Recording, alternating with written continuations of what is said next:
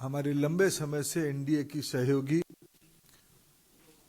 अपना दल की राष्ट्रीय अध्यक्षा केंद्रीय मंत्री आदरणीय अनुप्रिया पटेल जी तथा उनकी पार्टी के अन्य वरिष्ठ नेता तथा हमारी एनडीए की दूसरे प्रमुख सहयोगी उत्तर प्रदेश में सामाजिक न्याय की आंदोलन की एक छवि डॉक्टर संजय निषाद जी, निषाद राज पार्टी के राष्ट्रीय अध्यक्ष वो भी और उनकी प्रमुख और कार्यकर्ता उपस्थित रहे। हमारे प्रदेश के अध्यक्ष आदरणीय स्वतंत्र देव जी भी रहे। आज उस संबंधित कुछ औपचारिक घोषणाएं एनडीए की ओर से हमारे तीनों दल की आदरणीय अध्यक्ष महोदयों ने करना है। मैं आज की इस प्रेस कॉन्फ्रेंस को संबोधित करने के लिए पार्टी की राष्ट्रीय अध्यक्ष हम सभी के नेता आदरणीय जगत प्रकाश नड्डा जी को विनती करता हूं।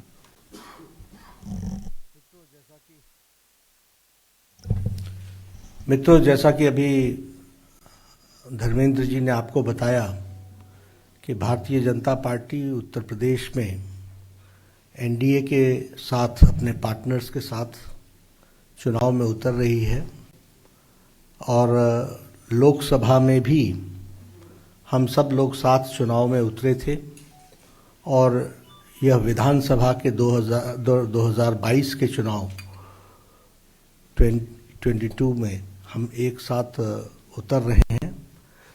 अपना दल और निषाद पार्टी इनके साथ हम इस चुनाव में एनडीए 403 सीटों पर गठबंधन जो हमारा है वो चुनाव लड़ेगा, ऐसा निर्णय हुआ है। पिछले 2-3 दिनों में निषाद पार्टी के साथ और अपना दल के साथ बहुत डिटेल में चर्चा हुई है और सीट्स के बारे में भी चर्चा हुई और कहाँ कहाँ कौन कौन कंटेस्ट करेगा इसके बारे में भी चर्चा हुई है। डिटेल्स हम आपको उसके बारे में बाद में देंगे, लेकिन हम एक साथ चुनाव लड़ रहे हैं 403 सीटों पर। यह बात इस गठबंधन में चर्चा होकर के तय हुई है। हम सब जानते हैं कि भारतीय जनता पार्टी आदरणीय प्रधानमंत्री श्री मोदी जी के नेतृत्व में देश में एक मंत्र लेकर के चली है, सबका साथ, सबका विकास, सबका विश्वास। और यही सबका साथ, सबका विश्वास और सबका विकास, इस काम को हम लोगों ने अमली जामा उत्तर प्रदेश में भी इसको पहनाया है, इसको किया है। लेटर और स्पिरिट में सबको साथ लेकर के चलने का जो हमारा मंत्र था उसको हम लोगों ने पूरा किया है और उत्तर प्रदेश में डबल इंजन की सरकार ने विकास के नई छलांग लगाई है और उत्तर प्रदेश को एक मोमेंटम दिया है विकास का और सभी समाज के वर्गों को साथ लेकर के चलने का जो प्रण था उसको पूरा किया है।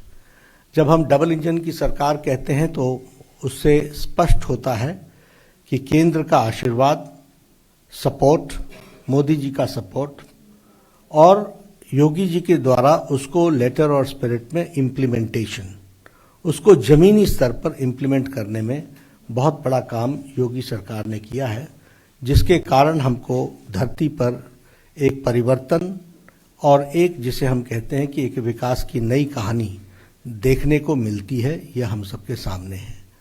अगर हम विकास की बात करें तो आपके सामने ऑप्टिक्स में भी आपको दिखता होगा कनेक्टिविटी के बारे में, फिर चाहे कनेक्टिविटी रोड कनेक्टिविटी हो या मेट्रो की कनेक्टिविटी हो या फिर हमारे स्टेट हाईवेज भी हों।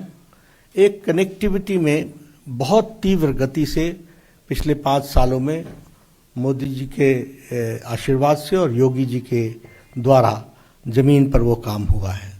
उसी तरीके से अगर हम एजुकेशन की बात करें तो एजुकेशन में भी एक तरीके से एक बहुत बड़ा चेंज आया है और आज एजुकेशन की दृष्टि से उत्तर प्रदेश एक आगे बढ़ता हुआ स्टेट दिखता है और विशेष करके मेडिकल एजुकेशन में उसमें हम सबको दिखता है। हेल्थ केयर तो है ही, एजुकेशन, हेल्थ केयर, ये सब विषय तो हैं ही, सोशल इंडिकेटर्स के भी विषय हैं। सभी विषयों में एनडीए की सरकार ने और उत्तर प्रदेश में इस गठबंधन ने बहुत तीव्र गति से काम किया है। उसी तरीके से इन्वेस्टमेंट की बात अगर हम कहें तो आज Uttar Pradesh has become a destination for investment. वहाँ एक बहुत परिवर्तन दिखता है। एक समय में जहाँ लोग अपनी इन्वेस्टमेंट्स को वापस ले रहे थे, वहाँ से पलायन कर रहे थे, आज वहाँ इन्वेस्टमेंट का डेस्टिनेशन बना है। तो यह पॉलिटिकल माहौल जो खड़ा हुआ है उसके कारण हुआ है। और विशेष करके जब हम सबका साथ कहते हैं तो गरीब कल्याण ये हमारा मंत्र रहा और उसको आगे बढ़ाने का काम किया है।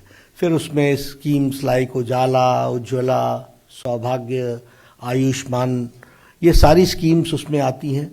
प्रधानमंत्री गरीब कल्याण अन्न योजना, प्रधानमंत्री किसान सम्मान निधि, हमारे लेबरर्स के लिए जो वापस जा रहे थे उनको एम्प्लॉयमेंट अपॉर्चुनिटी देना, उनको एम्पावर करना, ये सारी चीज़ें वहाँ पर हुई हैं।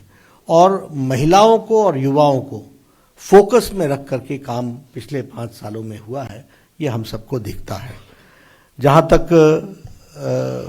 लॉ एंड ऑर्डर का सवाल है, हमारे चुनाव में लॉ एंड ऑर्डर, विकास, सबका साथ, सबका विश्वास, सबका विकास, ये तो है ही, लेकिन लॉ एंड ऑर्डर एक बहुत बड़ा विषय उत्तर प्रदेश में है।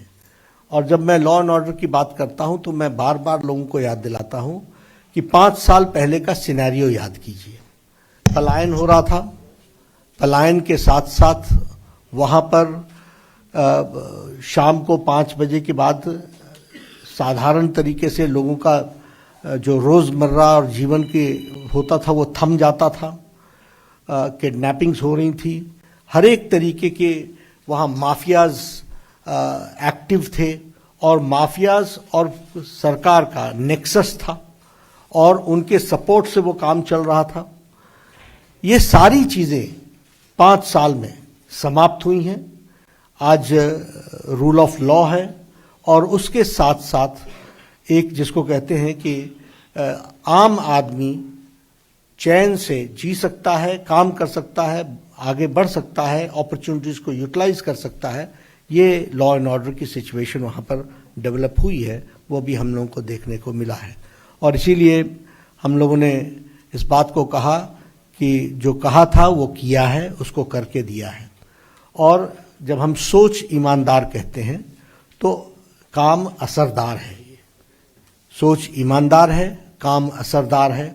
इस बात को लेकर के हम आगे चले हैं, उसको हम आगे बढ़ाने का प्रयास कर रहे हैं। तो मैं आपके सामने आज इसलिए आया था क्योंकि हमारे 2 दल जिनके साथ सारी डिटेल्स में बातचीत हो करके हम निर्णय पे पहुंचे हैं कि हम इकट्ठे चुनाव लड़ेंगे, तो उसकी बारे में फॉर्मली आज हम घोषणा कर रहे थे। तो मैंने कहा कि मैं भी आप लोगों के साथ मुखातिब होकर के इस बारे में चर्चा करूं।